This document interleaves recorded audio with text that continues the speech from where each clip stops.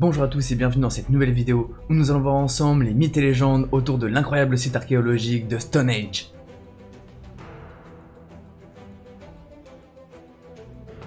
Le site de Stonehenge est situé dans le sud de l'Angleterre, et depuis sa découverte, il ne cesse d'intriguer et fasciner les scientifiques et archéologiques qui se rendent sur les lieux. Mais ce site est également connu pour de nombreuses légendes.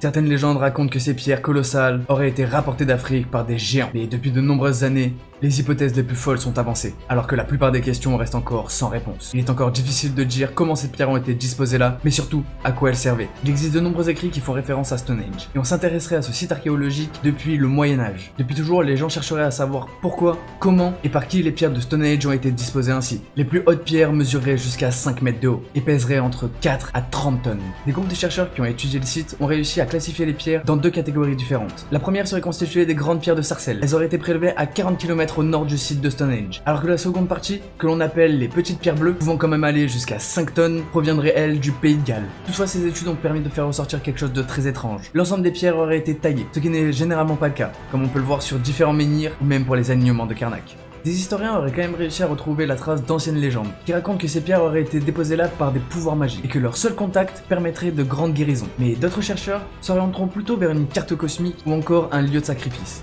Et même maintenant, il y a encore de nombreuses théories qui existent et qui essayent d'expliquer comment ce site aurait pu être construit. Comme toujours, on retrouve l'hypothèse extraterrestre, ou une civilisation qui posséderait une technologie que nous ne connaissons plus à l'heure actuelle et que nous n'aurions toujours pas retrouvée. Mais avec les avancées technologiques modernes, l'hypothèse la plus probable qui est avancée, c'est que Stonehenge aurait été sûrement construit durant la préhistoire. Les pierres auraient été alors élevées par rapport au lever du soleil, et présenteraient les différents solstices d'été, ce qui ferait que Stonehenge serait en fait un ancien temple du soleil, ou un observatoire pour les aider à mieux comprendre et étudier les saisons. Dans tous les cas, à l'heure actuelle, il y a encore beaucoup de mystères autour de Stonehenge, et il faudra sûrement encore beaucoup de temps avant que nous ayons une réponse définitive sur comment et pourquoi ces pierres ont été érigées à cet endroit-là. C'est déjà la fin de cet épisode, j'espère que ça vous aura plu. N'hésitez pas à me le dire dans les commentaires et si vous avez d'autres sujets comme ça que vous voulez que je traite dans mes prochaines vidéos. Si vous êtes intéressé par les mythes et légendes ou encore les sites archéologiques, vous pouvez aller voir mes autres épisodes.